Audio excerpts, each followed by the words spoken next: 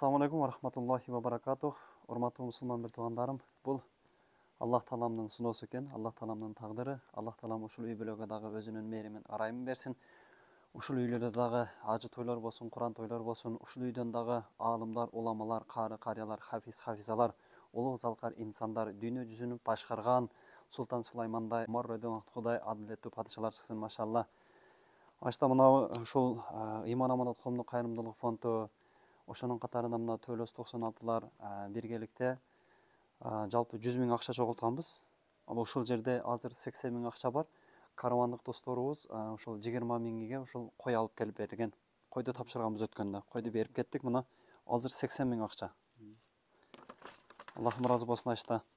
Кудай буйрса, Аллах Тааламдын мээрими, арайымы менен, Аллах Тааламдын колдоосу менен, Аллах Тааламдын фазлы карамы менен ушул үйлөрдү дагы бүтүрүп алсак, Кудай буйруса, ушул үй бүлөдөн дагы элине, журтуна кызмат кылган, Аллах Тааламдын ыйык динине кызмат кыла турган ушул аштабыздын урпактарынан, зурияттарынан ошондой адамдар чыгат деп ишенебиз иншалла. Ашта бул да бир Алла Тааланын сыноосу экен. Аманатыңыздарды жеткиздик жамаат, мына